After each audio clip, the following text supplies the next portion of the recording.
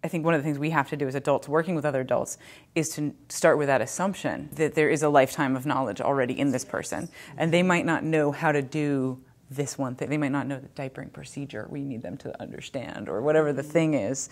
But where we have a lot of people coming in and telling people how they should or shouldn't be doing something in a way that doesn't always honor the fact that they have a lifetime of experience. And I think that honoring that and sort of and using the approach of inquiry and asking, why do you do it the way you do, and this is why we're promoting this way, and really engaging in dialogue. But I think the assumption should always be that people are rich with knowledge and experience, and it's our job as facilitators to draw that out. As adults, we have already a strong body of our own interests, our own learning styles, our own linguistic and cultural background and dynamics that we bring to learning anything new. And starting with those interests, you're much more likely to get an adult learner engaged. That's the way the adult learner can become engaged in the learning process, which also then means that there will be increased learning as an outcome, and there's an increased likelihood that that adult will continue to seek learning in that area because he or she has found it intriguing and exciting. I want to build on that because learning is going to be stickier if you find it relevant and it's connected to what you already know. So, learning is kind of like Legos. You can't just build things with one Lego. You have to click them together. And we start with what we already know, what we're already interested in. So I really appreciate the way that you framed that as kind of that's what is going to make learning sticky. So I'm always curious as a facilitator when I'm in that mode is to ask, what interest do you already have? And definitely to build off the fact that they come with acquired knowledge and experience and a range of thoughts and ideas and reflections, but what are they truly interested in and where did that interest spark from? And pausing and thinking about what does engagement look like to the individual? And the different ways that everybody learns is different. Just like when we're working with young children, with adults, it's the same thing. So we can start with what are the questions you have. So I think it builds on appreciative inquiry by actually asking them, what's challenging you? Where's the gap that you see between what you really want to be true and what's currently happening, and allow them to kind of explore without being too stressed about what's not happening, because that's where the sweet spot of learning is. And it's like, what do you want to get better at, right?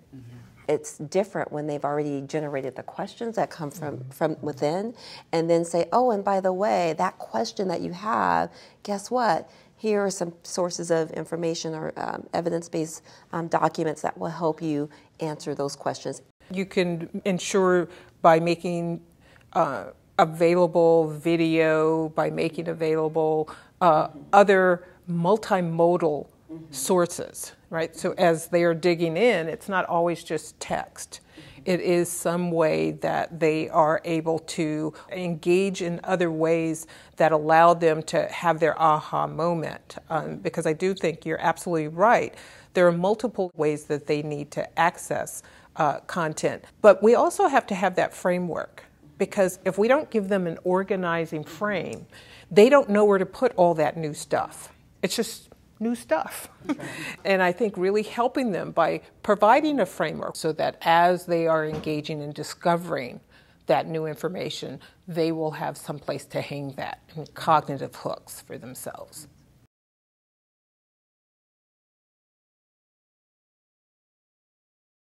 When I think of this idea of starting with the learner's questions, with the adult learner, the early childhood educator's questions, what occurs to me is if that's the frame you start with as you introduce a video or new information or a perspective to the learners, you've created, for lack of a better word, a culture of questioning. That's right. It's almost like we put on lab coats together. We become co-investigators at that point. That really makes me think a lot about having the idea of making sure that as facilitators that we have really good questions, really rich questions that will kind of pull that out, because part of us bringing in what we want to share and knowing what they want to know means that we need to ask the difficult questions and challenging questions that get them thinking, and not just questions that will lead them in the direction that we want to take them. I do think there is a place for us to bring the knowledge that is currently out there, and not just the knowledge. We know a lot about child development. They're not having to start from scratch, right? We know a lot about the role of play. There are frameworks. So I think being able to introduce them to frameworks after they've asked their questions, because I think if you introduce them too early, then they think the knowledge is static. Then I just need to learn that and figure out how to navigate within it. Versus ask my questions and see that there are other frames that are out there informing.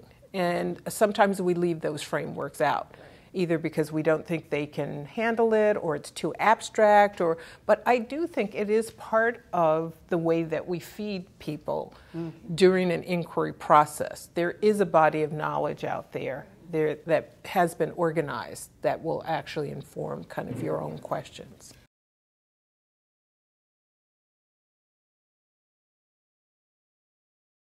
The facilitator is kind of the holding space, right? It's creating this environment that allows others to come in and be him or her best self.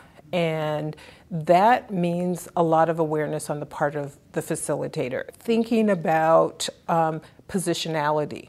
So where do I, given my gender, my race, my ethnicity, how am I positioned in society?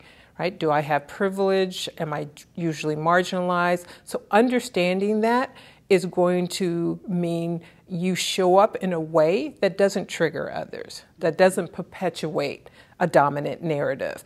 Understanding what the dominant narratives are really important. So people are coming in with an understanding of a lived experience that you may actually be perpetuating if you say this is the only way to diaper a baby, because this is the way we've done it, right? And you have to not only understand those dominant narratives, you have to check yourself. I think the other thing is being able to expand your style. So self-awareness is, what is my learning and mode, right? What's my learning style? And a lot of times we facilitate from our own learning style, right? So being able to kind of, be multimodal, but also we facilitate it from our cultural style, right? Individualistic, Eurocentric, whereas others may be coming in more collectivist. How do you actually just make sure that your facilitation is a mix of those? But it starts with some self-awareness. You first have to acknowledge, this is the way I see the world. And am I norming around things that would marginalize others? Am I norming the world around Eurocentric, individualistic values? How do I actually expand my own horizon to be more inclusive of some of those things? Part of being self-aware means, particularly when we talk about the equity piece, there's inequity. And part of the work that we're trying to do is to right that. Right? So being able to help people interrupt practices that keep producing certain outcomes means that as a facilitator, I have to actually build my own stamina to hold space for these conversations, that I actually have to have language so that when something comes up and it's racialized, I don't just wither. I don't ignore it, but I actually have language. I have distress-free authority where I actually can hold the group and the group doesn't fall apart, doesn't become another point of trauma. And we do have a number of women of color who are in early childhood education and who are working in these communities, who have their own trauma, their own lived experience living in a racialized society. So you can't ignore that. So I think it is very important in terms of being able to hold that space where others feel comfortable with you, as well as you create the space for others to be experts, to bring their knowledge.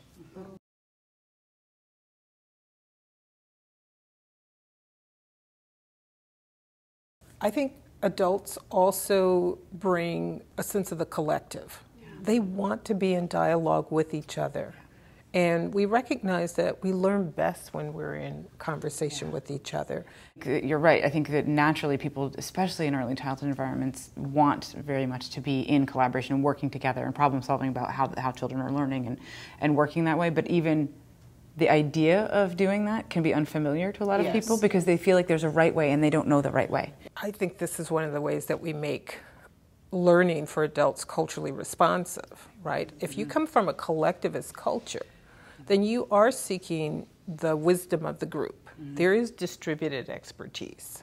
And how do we actually create the conditions so that we can unleash that collective wisdom before we start to say, you know, this is the correct way to do it, or this is the book knowledge, right? And being able, and I do think adults want to come into a room and actually talk to each other as learners, as creators. And how do we create those conditions for them?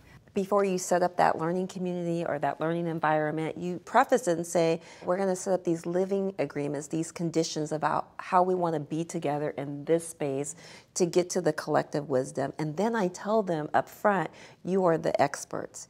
You're the ones who have the information, and that we're going to learn from each other as experts in our different roles and our different ways of thinking about it with our own experience and our different backgrounds. So because you are experts and because the wisdom is in the room, we're going to seek out the answers to these questions that we've put forth as a learning community. And I've just seen, again, sometimes more questions come, some get answered, others are more generated, and that adult who's now in this mode of learning and they're enjoying it. They're totally engaged because it's no longer work, it's actually enjoyment. Another aspect I think is important to peer learning. You know, there's a tendency that we have to kind of guard against, is that it's all about being nice to each other. And, you know, it's all about being polite, right? And then we have a culture of niceness, and nobody's telling you the truth that, no, what you just said is not the theory or it's not the way. And, you know, how do you give corrective feedback in a way that's really about elevating everyone's understanding of what's going on here? And people have to learn how to do that. You should be pushed to that level of, I'm better now because I have these people around me, not just to confirm what I've just said or done, but to actually help me correct when I'm going off into the wrong direction. I just think, too, just thinking about the work that I've done with coaches in early childhood classrooms, and the most powerful learning opportunities have come when the coach really is facilitating the teachers to work together well, and really fostering that collaboration and getting, and so the focus then becomes like, how can we support these children, right? And that's ultimately the goal, is how are educators best supporting the children. But this idea that we're going to do this together, and it's not all on me and it's not all on you, it's all on us together, and we're going to figure it out. When adults are working well together, that I think it's a really important way to model what we want, and it's also a great way to model for children.